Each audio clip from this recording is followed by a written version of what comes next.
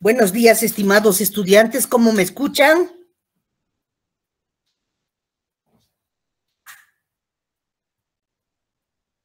Buenos días, doctora. Están todos observando la presentación, ¿no es cierto? Antes de Sí, dar inicio, doctora. a la clase, por favor, teórica, nos vamos a ver ya en la práctica a las 9 de la mañana en la facultad. Vamos a terminar un poquito antes esta clase para que todos podamos llegar. Les ruego, por favor, estar para que podamos ya dar inicio a nuestras clases de práctica y ver qué cosas, quiénes son los alumnos, los estudiantes, para ver si se puede hacer algunos cambios internos o no se puede, todo eso que está fastidiando ya mucho. Bien, vamos a hablar el día de hoy de todo lo que es en realidad el sistema inmunológico. Y vamos a hablar las cosas más generales de la inmunología para poder arrancar nuestra materia de este año, después de haber ya escuchado cómo surge esta materia, de haber visto el avance y el desarrollo de la materia a través de los siglos, a través de los años. Recordando que Jenner fue el padre de la microbiología con el experimento del niño James Pitt, al cual le inoculó en un bracito las costras de viruela, ¿no es cierto? Que habían sido extraídas de la viruela de la vaca, inclusive. Imagínense, entonces por primera vez se puso en el mundo entero el tema de la vacunación. Y así es como se inicia la inmunología, con el tema de la vacunación creada por por Edward Jenner y James Pitt, el niño en el que se realizó el experimento. ¿Qué es el sistema inmune? El sistema inmune de todos nuestros organismos es un conjunto de órganos que trabajan y se encargan de reaccionar frente al ingreso de sustancias extrañas. Y esas sustancias extrañas se las conoce como antígenos. Además de conocerse como antígenos, ya sabemos que son microorganismos, que son virus, que son bacterias, que son hongos, que pueden ser parásitos, todos estos, ¿no es cierto? Son sustancias extrañas, son sustancias que no son habituales en el organismo. Entonces, el organismo tiene que, ese conjunto de órganos que constituyen el sistema inmune, tiene que defendernos del ataque de estos. Ahora, dentro de este sistema inmune, tenemos también macromoléculas, conjuntos de macromoléculas, como por ejemplo el sistema del complemento, que es un conjunto polimolecular proteico, o sea, un conjunto de macromoléculas de proteínas y polisacáridos, que tienen mucha repercusión fisiológica y patológica en este tipo de reacciones. Miren, acá en las imágenes que les estoy mostrando, mostramos una figura humana con muchos sitios donde están localizados el sistema inmune. Tienen que saber ustedes que existen órganos inmunológicos donde se crean las células del sistema inmune, como la médula ósea de los huesos, por ejemplo. Allá está la célula precursora del sistema inmune, la stem cell, que va a dar origen a las distintas líneas, a la línea roja, a la línea blanca, principalmente a la blanca, ¿no es cierto? También tenemos el timo, que es una glándula, el vaso, las glándulas de Pierre, presentamos también las amígdalas, presentamos otros órganos linfoides secundarios, órganos linfoides terciarios, los ganglios que están localizados en inguinales, aquí cervicales, ganglios detrás del lóbulo de la oreja, etcétera, etcétera. Todos los ganglios linfáticos, donde se originan los linfocitos. La médula ósea es un órgano linfoide primario que da origen a los linfocitos. El timo, lo mismo. Entonces, todas estos órganos, todas estas sustancias proteicas, como el sistema del complemento, los antígenos y los anticuerpos hacen pues la relación de sistema inmune. Vamos a hablar en esta clase de los glóbulos blancos, los glóbulos rojos, las plaquetas que se originan en la médula de los huesos. Entonces, todos estos tienen ese sitio de origen.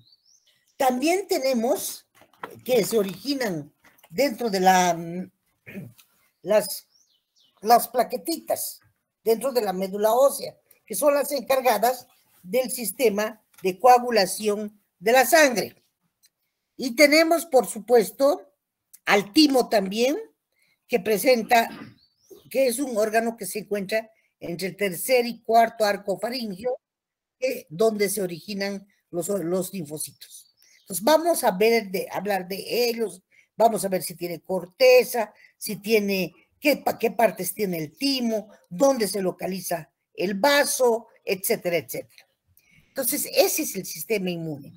Ahora, si nosotros vemos al sistema inmune como un conjunto de barreras anatómicas y físicas que van a impedir que ingresen los microorganismos, estamos hablando de inmunidad innata. Eso es inmunidad, ¿no es cierto? Es un estado por el cual nosotros nos defendemos tras apenas nacer. ¿Por qué? Porque ya venimos con defensas adquiridas de nuestras madres, que han sido correctamente pasadas por nuestras mamás con las inmunoglobulinas o anticuerpos que atraviesan el canal del parto. Por ejemplo, la única que atraviesa el canal, la única que atraviesa la placenta es la inmunoglobulina G. Se cree que también la inmunoglobulina M, pero en realidad la que nos proporciona inmunidad innata es la inmunoglobulina G procedente de nuestras madres. También cuando ya estamos nacidos, adquirimos inmunidad adquirida específica y esa es la que vamos a ir encontrando una vez que nosotros nos encontramos con los patógenos. Por ejemplo, si nos encontramos con la vacuna de la tuberculosis, que es una de la vacuna, la BCG, de las primeras que se colocan a los recién nacidos, le estamos proporcionando al recién nacido la inmunidad adquirida específica. Si algo no me entienden, por favor les ruego que me interrumpan y habiliten sus micrófonos y pregunten. Es muy importante que no queden dudas. Bien, entonces, si ese conjunto de barreras anatómicas y físicas también pueden ser barreras corporales, barreras que se encuentran en el cuerpo humano. Ahí tendríamos que hablar de la piel. La piel es una auténtica barrera. ¿Por qué? Para la mayor parte de los microorganismos. Por ejemplo, cuando nosotros sufrimos una quemadura, la piel se pone completamente dañada y obviamente es presa fácil de las infecciones bacterianas por microorganismos, porque no cumple su función de barrera infranqueable. O cuando sufrimos una cortadura en la piel o una herida traumática, también la piel, por allá, por la herida, pueden introducirse numerosos microorganismos, ¿no es cierto? Entonces, estamos presa fácil porque la piel no está cumpliendo su importante papel de ser barrera anatómica corporal. Por otro lado, pueden existir también algunas superficies del cuerpo que no siempre están recubiertas por piel. Perdón.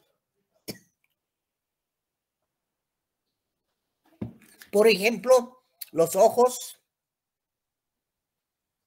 por ejemplo, el intestino, acá que miren que les estoy mostrando, el interior de los intestinos está recubierto de mucosas, el tracto respiratorio, el tracto urinario. En estas zonas hay fluidos y en su caso puede haber un tapizado ciliar que colaborará con la eliminación de los microorganismos patógenos. Bien, entre otros mecanismos que hacen el conjunto de definiciones del sistema inmunológico, tenemos que hablar, por ejemplo, de la función del pH. La función del pH. ¿Para qué servirá el pH? Por darles un ejemplo, en el estómago, el pH es muy bajo. Sabemos, tenemos alrededor de un pH de 2. ¿Por qué tenemos ese pH tan bajo? Porque la mayoría de los microorganismos, excepto algunos patógenos como Salmonella y Vibrio cholerae, no les gustan los pHs álcalis, ¿no es cierto? No les gustan. Entonces, el pH es ligeramente ácido, también para evitar el ingreso de los microorganismos. Lo mismo pasa en la piel, en el sudor de la piel y en los fluidos que, por ejemplo, tenemos en la vagina. Presentan pHs ácidos para evitar el ingreso de microorganismos, exceptuando algunos. Siempre hay excepciones que ingresan por los pHs ácidos también. En la vagina, por ejemplo, Bacillus lactis, porque le gusta el pH ácido. Al estómago, Salmonella, Vibrio cholerae, todos estos solamente pueden vivir en pHs alcalinos. Entonces, se evita el ingreso de todos estos patógenos por la producción del pH. O sea que el pH también juega una función importante. También juega una función importante la temperatura. La temperatura es importantísima porque hay muchas especies. Esperen un ratito, por favor, chicos.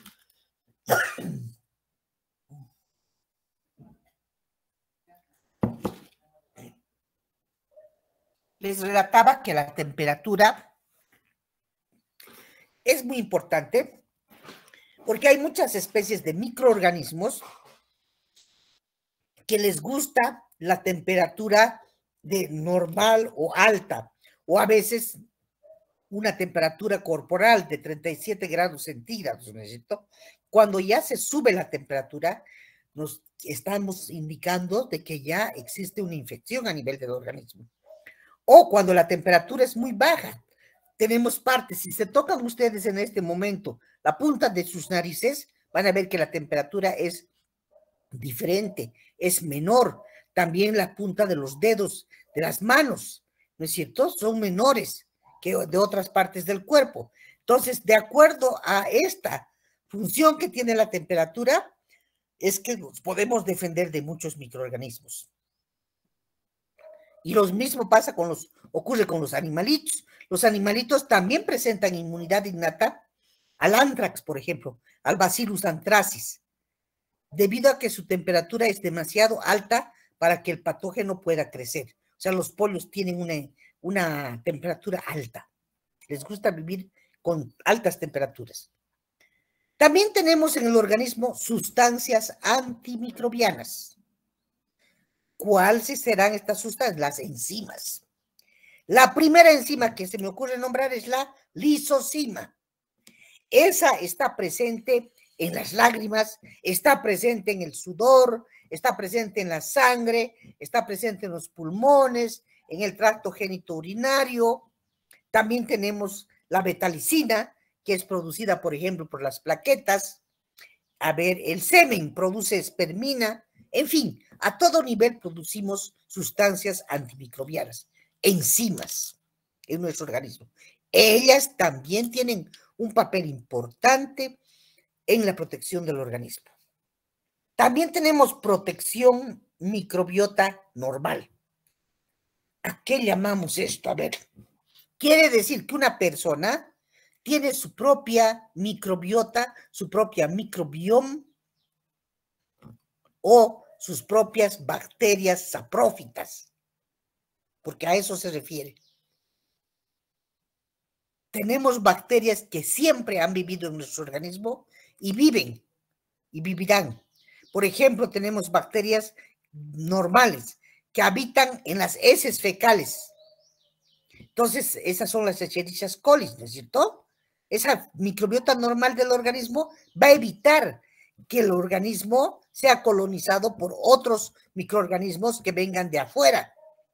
Esa es la razón muchas veces por la que una limpieza exagerada de la piel y de la vagina elimina también la protección de la microbiota normal. Con esto no les estoy indicando que tienen que ser sucios, no es cierto? Porque hay flora normal que nos protege de los ataques de los antígenos, de otros microorganismos patógenos. La boca, por ejemplo, tiene una población heterogénea de bacterias. ¿Por qué? Porque por eso es importante causa de infecciones, sobre todo los Streptococcus, las Eikenella corrodens, que inclusive corroen la capa, la dentina, la capa de los dientes, etcétera, etcétera. Entonces, sirven de protección frente a los patógenos foráneos o externos. Tienen que ser señaladas como factores que protegen en forma normal. Ahora, también si hablamos de inmunología, habrá que tomar en cuenta a la defensa no específica. Y acá, si hablamos de la defensa que no es específica, tenemos que decir que la inmunidad innata, que es la que traemos con nosotros el momento en que nacemos, esa es la inmunidad que no permite la entrada de materiales nocivos al cuerpo. También la inmunidad innata incluye muchas cosas que hacen resistentes a los humanos a muchas de las enfermedades de los animales. Y forman parte de la inmunidad innata los polimorfonucleares o leucocitos, los monocitos, los natural killers, todos estos están.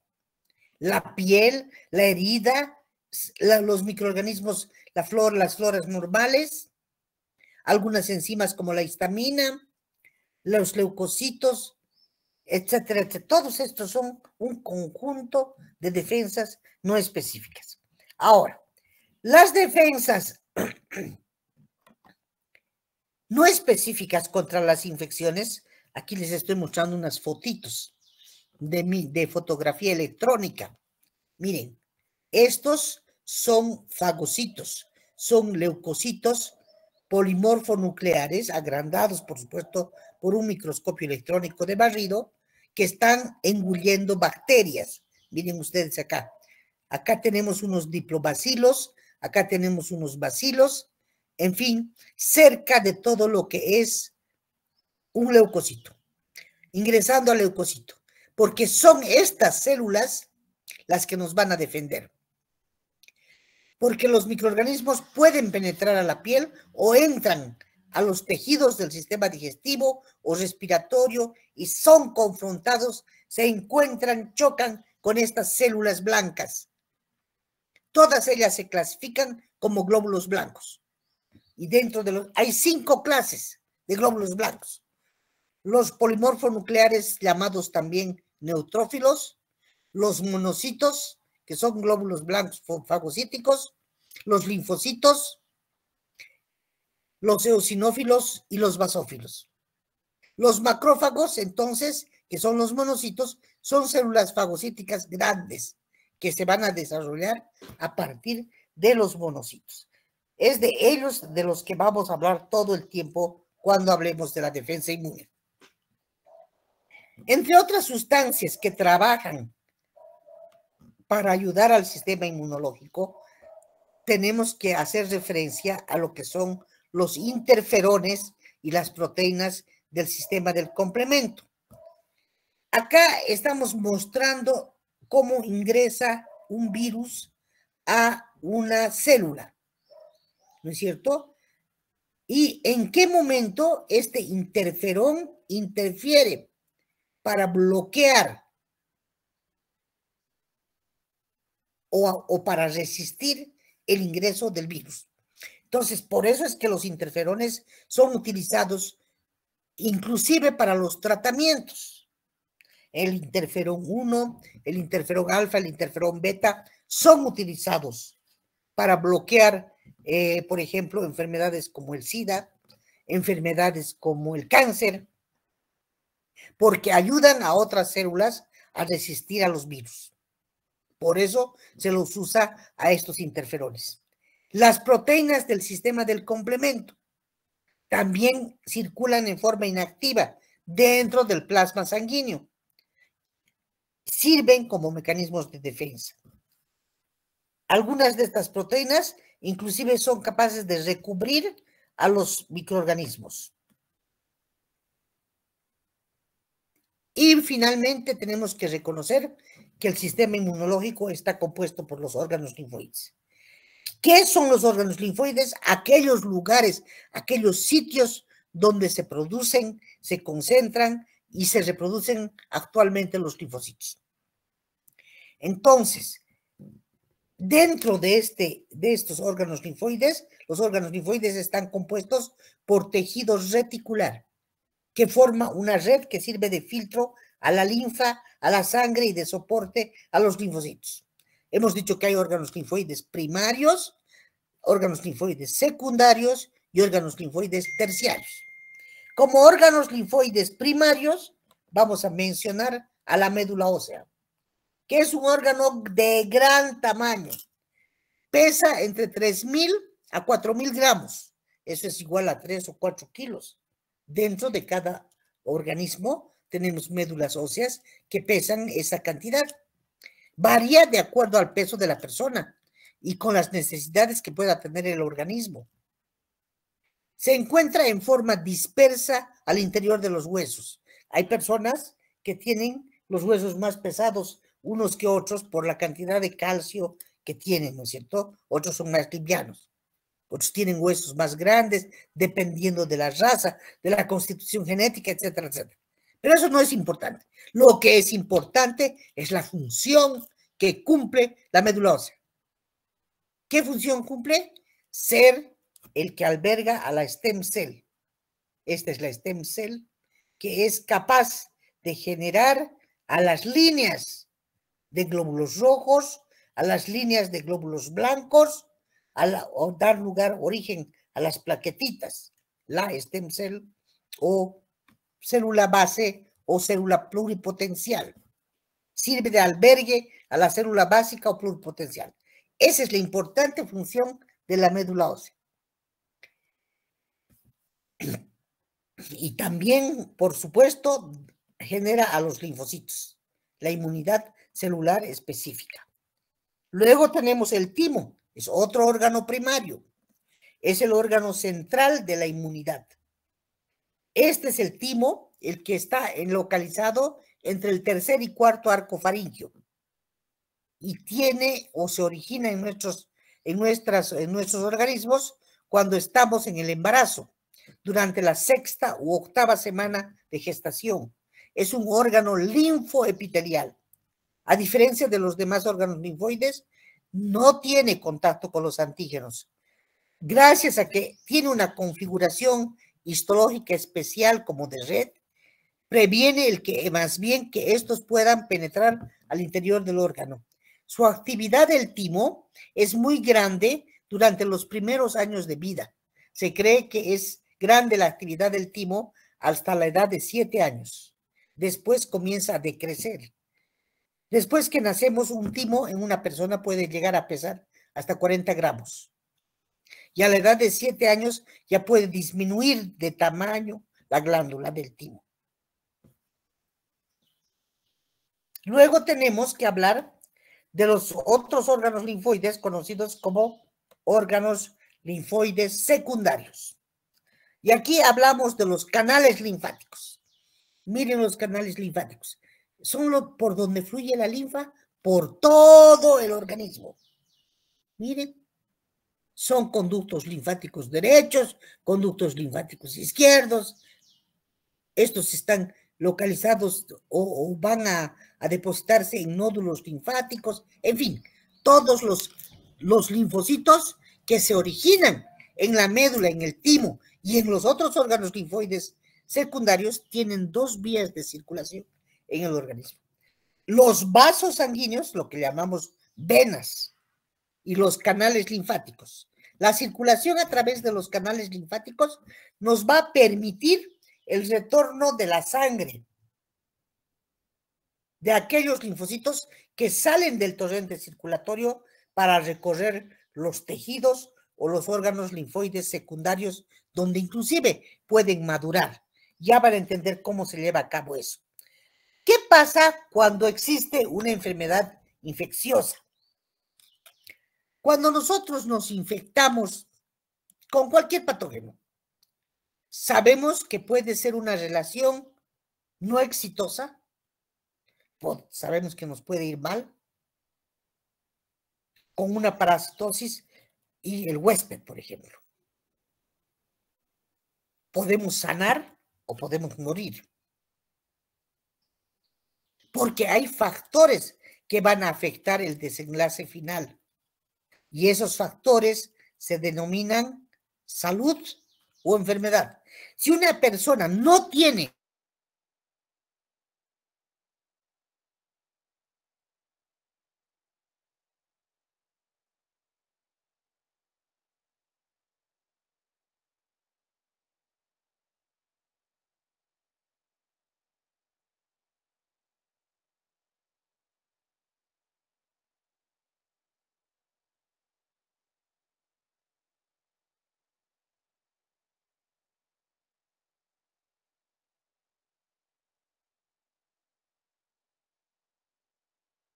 un microorganismo encuentra a su célula o a su huésped, penetra, se establece en el huésped y obviamente da origen al proceso infeccioso, que tiene varias etapas. La entrada del agente biológico tiene que establecerse, multiplicarse. Primero va a dar origen a una infección inaparente, pero después ya se comienza a notar la sintomatología y la enfermedad se torna infecciosa. Y no solo se torna infecciosa, sino que puede empezar a contagiar a otros huéspedes susceptibles, ¿no es cierto?, que tengan pocas defensas. Y se dará el mecanismo de patogenicidad, ya por otras causas, adhesión, multiplicación, adquisición de nutrientes, porque se inhiba la fagocitosis por las células. Entonces hay que estudiar también en la inmunología los mecanismos de patogenicidad. Hay que ver con qué se puede inhibir la fagocitosis. La fagocitosis se puede inhibir con quimiotaxis, adhesionando al fagocito, fusionando al fagocito. Hay resistencia a su destrucción en el fagolisosoma. Se puede destruir el fagocito. Hay escape del fagolisosoma hacia el citoplasma. Todos esos son mecanismos de patogenicidad.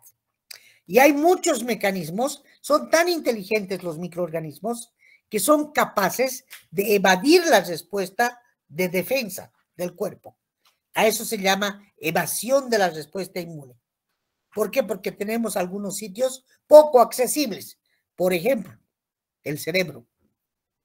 Muy pocos microorganismos pueden franquear la barrera hematoencefálica. Los más no lo hacen. Entonces, muy pocos microorganismos llegan al cerebro. O los testículos, por ejemplo. Son lugares o sitios poco accesibles en un organismo. Ahora, hay modificaciones de antígenos de superficie. Existe producción de anticuerpos bloqueadores o inefectivos. Esos son los mecanismos de patogenicidad. También conocemos otros mecanismos de patogenicidad. Por ejemplo, el daño que se puede producir a órganos o a tejidos causados por toxinas de los microorganismos o enzimas. Hay daños directos a través de procesos inmunopatológicos ya entonces estaríamos hablando de hipersensibilidad. Y hay otros como la obstrucción, la compresión, el dimorfismo, la tolerancia a altas temperaturas, etc. Y si hablamos de mecanismos de patogenicidad, también habrá que tomarlos en cuenta a los mecanismos de defensa, que pueden ser algunos inespecíficos, porque no va a escoger frente a cuál va a luchar. Esos son los mecanismos inespecíficos con los que venimos al mundo, llamados inmunidad innata o mecanismos inespecíficos naturales, y están presentes en todos los seres vivos. Y tenemos otros específicos que son o surgen cuando, como por ejemplo en el COVID, cuando nos hemos enfermado de COVID, han surgido mecanismos de defensa específicos, como la producción de anticuerpos de respuesta primaria y de respuesta secundaria. Inmunoglobulina M, IgG, IgM e IgG, inmunoglobulina de respuesta secundaria como la inmunoglobulina G. ¿No es cierto? Entonces, de todo esto vamos a hablar todo el año.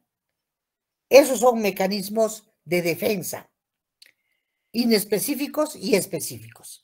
Ahora, hablaremos un poco de los inespecíficos. A ver, ¿quiénes son los mecanismos inespecíficos? Una barrera de tejidos, la piel, tiene integridad, tiene un pH ácido, presenta ácidos grasos y además tiene una microbiota residente, flora normal de la piel, residente sobre la piel.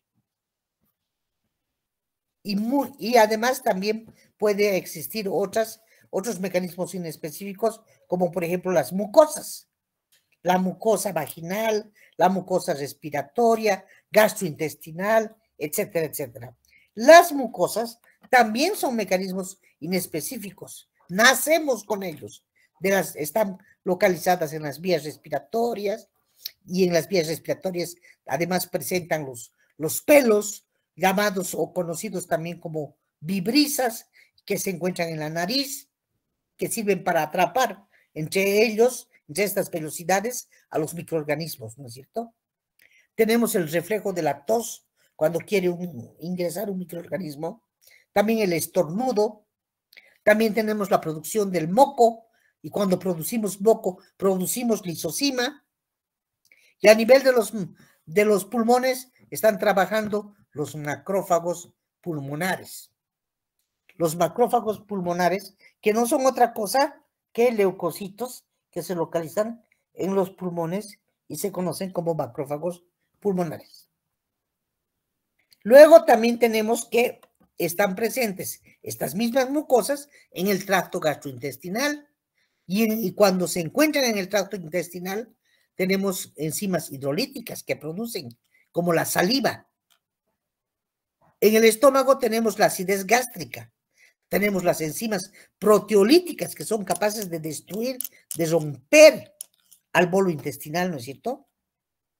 Y tenemos también macrófagos que nos defienden en el intestino delgado, una vez que pasan hasta ahí o llegan los patógenos. Ahora bien, hay otro mecanismo importantísimo también, además de la fagocitosis, que es el que origina la respuesta inflamatoria. Y la respuesta inflamatoria hay que observarla por los fenómenos vasculares que se dan en la piel.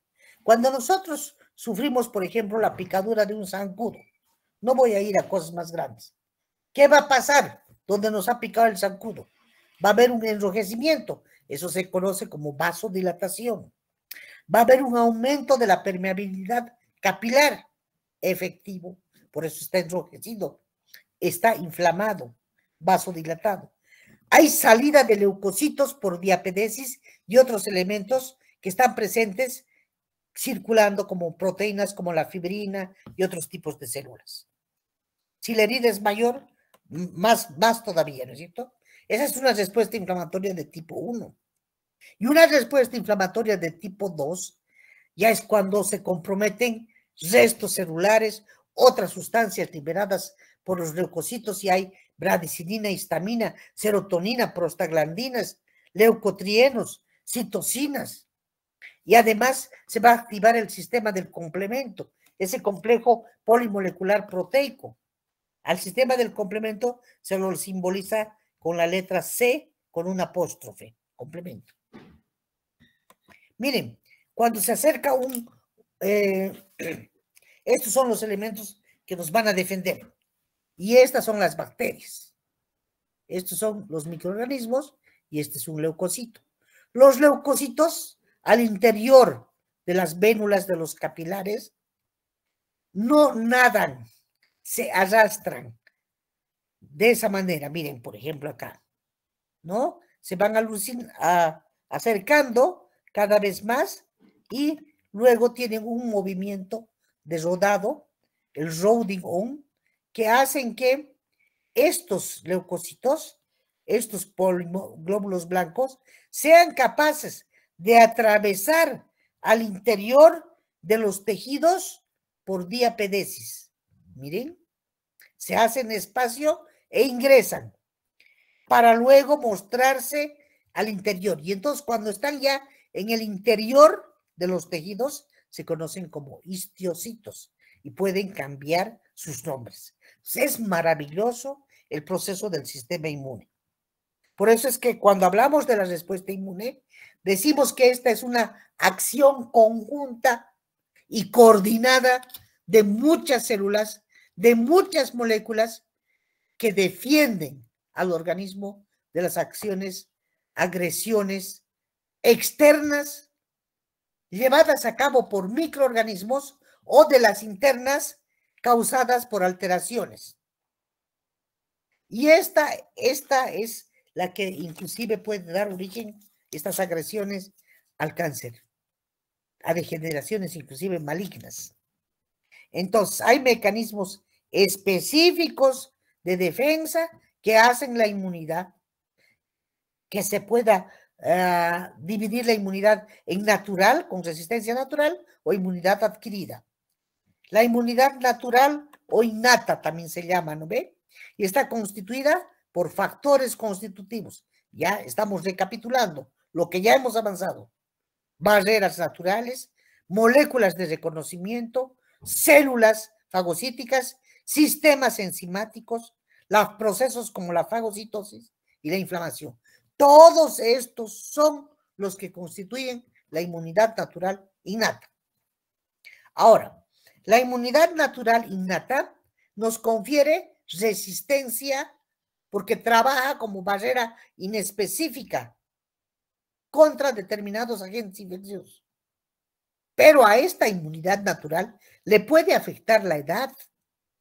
Si el individuo es muy ancianito, sus defensas van a estar bajas. Si es un bebé, no las va a tener completamente desarrolladas.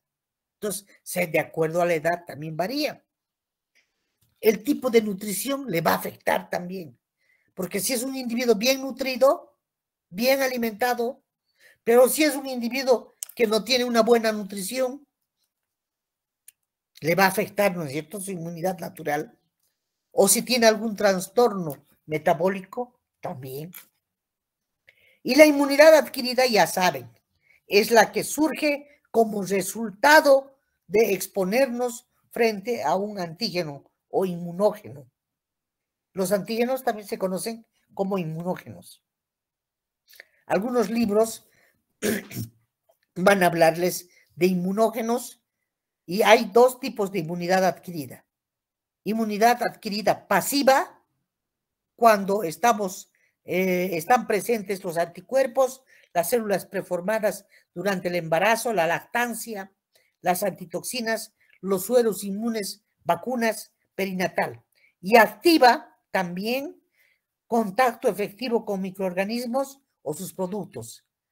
Una inmunidad adquirida activa la podemos adquirir enfermándonos o infectándonos, o también con la inmunización por vacunación, como hemos hecho para el COVID, ¿no es cierto?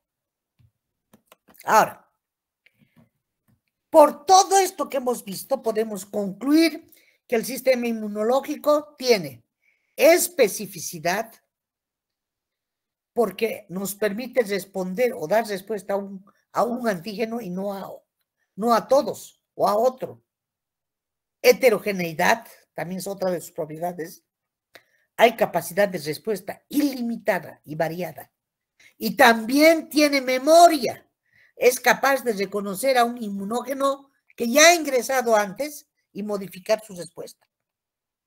Entonces, esa respuesta inmune primaria, vamos a llamar nosotros a la que se obtiene a la primera exposición frente al inmunógeno o antígeno.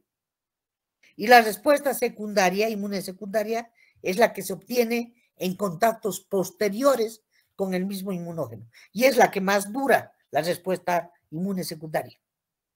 Se van a diferenciar estas dos respuestas de acuerdo a qué tipo de anticuerpo se produce. En la respuesta inmune primaria se produce el anticuerpo IgM, la IgM. Y en la respuesta secundaria se produce la IgG. Entonces, ¿qué tipo de anticuerpo? ¿Cuánto dura cada anticuerpo? ¿Y qué memoria tiene? Por ejemplo, en el COVID, a mí no me interesaba qué quería decir respuesta inmune primaria, que seguíamos con el virus. ¿Y qué quería decir que teníamos inmunoglobulina G? Que ya teníamos defensa contra el virus. La inmunoglobulina M simplemente indica que seguimos con el virus. Y la inmunoglobulina G, que ya estamos produciendo anticuerpos que van a durar mucho más para defendernos porque tiene memoria como respuesta secundaria. No sé si me captan o no me captan, pero bueno, así está la situación de la inmunología y es algo muy importante hablar de esta dinámica de respuesta inmunológica. Y tienen que saber que existen dos tipos de respuestas. Las respuestas inmunes celulares, las que se producen a nivel de las células, donde son las células linfoides o sus productos las que llevan a cabo. Y también existe otra respuesta que es inmune humoral. Los líquidos, los humores del organismo son los que producen. Por ejemplo, en la respuesta inmunitaria humoral, los que trabajan están encargados los linfocitos de clase B. Los linfocitos de clase B se van a transformar en plasmocitos y estos van a producir anticuerpos. En la respuesta celular, los linfocitos de clase T son los que se van a transformar a precursores o linfoblastos y van a producir linfocinas para atacar en la respuesta inmune celular.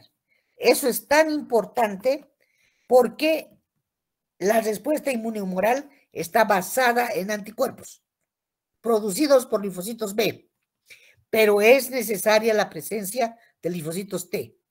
Por eso es que cuando un macrófago sale a defendernos de un microorganismo, lo va a fagocitar al microorganismo y va a procesarlo al inmunógeno o microorganismo. Se va a interactuar con el linfocito T de ayuda, conocido como T-helper. Hay mucha nomenclatura en inglés que tienen que anotarla en sus glosarios y tienen que ir siguiendo. Este TH significa linfocito T-helper. Y el linfocito T-helper interactúa con el linfocito B para transformarse en célula plasmática y producir inmunoglobulinas. Entonces el macrófago va a procesar al patógeno, al inmunógeno o al antígeno y lo va a llevar a presentar frente a los linfocitos T-helper. Este linfocito T-helper va a liberar sustancias como interleuquinas, que sí son sustancias de comunicación entre macrófagos. Los macrófagos también tienen su lenguaje, dado por interleuquinas. Las linfoquinas también, la diferenciación de células T citotóxicas y T de memoria son mediadores importantes para la respuesta inmune celular. Ahora, los órganos y células del sistema inmune, aquí vamos a quedar para podernos Luego, no, veremos todavía un poquito de estos órganos, en los cuales se van a generar, van a madurar y van a interactuar las células. Tenemos, recapitulando, porque ya lo hemos hablado, a los órganos linfoides primarios, como la médula ósea y el timo, y a los órganos linfoides secundarios, conformados por el vaso y los ganglios linfáticos. Los órganos linfoides terciarios, submucosas, epitelios, como el epitelio gastrointestinal, etcétera, etcétera. Tenemos entonces las células específicas del sistema inmune de la línea mieloide. Aquí tenemos todos los blancos, monocitos con sus receptores CDs o DCs, CDs en el inglés, macrófagos eosinófilos y mastocitos. Esa es la línea mieloide. La línea linfoide constituida, la línea linfoide por linfocitos en diferentes subpoblaciones, como las natural killers. Vamos a hablar de las natural killers, vamos a hablar de los linfocitos T, de los linfocitos B. Ellos son los que constituyen la línea linfoide. Hay otras células que están formadas por los hematíes o eritrocitos, células epiteliales de la piel y de las mucosas. El endotelio vascular es importantísimo. Y hay moléculas que van a participar en el sistema inmune. Y ahí tenemos algunas moléculas como las PRR, Pattern Recognition Receptors. Y estas son las que están presentes en natural killers, en polimorfos nucleares, en células como los monocitos y que reconocen moléculas en los microorganismos. También tenemos las PAMPs. ¿Qué serán las PAMPs? Son moléculas, estas, asociadas a las células paternas o a patógenos. Luego tenemos que no toda la molécula a veces funciona en el reconocimiento, sino que tienen sitios específicos denominados cluster differentiation, que son los que van a, o CDs, que van a reconocer a los patógenos. También participan en el sistema inmune los antígenos de histocompatibilidad del complejo mayor de histocompatibilidad. ¿Quién será el complejo mayor de histocompatibilidad? Lo tenemos todos nosotros. Viene por herencia. Se encuentra localizado en el cromosoma 6, en uno de los brazos cortos del cromosoma 6. Y allá están nuestros antígenos de histocompatibilidad que hacen que podamos ser histocompatibles con nuestros hermanos, con nuestros padres, etcétera, e incompatibles con otros individuos ajenos que no comparten herencias con nosotros. Tenemos los anticuerpos, las citoquinas o interleuquinas, que son las que se comunican, las quimioquinas, moléculas de adherencia que facilitan la unión de los leucocitos al endotelio vascular. Para llevar a cabo la respuesta inmune, hay componentes tisulares, como el citoesqueleto, que tiene una estructura intracitoplasmática que permite movimientos de traslación de los leucocitos. Y también permite que se fusionen los sacos lisosomales a las enzimas proteolíticas. También hay que reconocer que dentro de los tejidos hay una parte que se conoce como matriz extracelular, parte importante del tejido, y sirve para soportar a las células. Por ejemplo, en la piel están soportando a los desmosomas, a las uniones celulares, a las uniones de conexión. Todas esas uniones se miden en nanómetros por nanotúbulos, entre 50 y 200 nanómetros.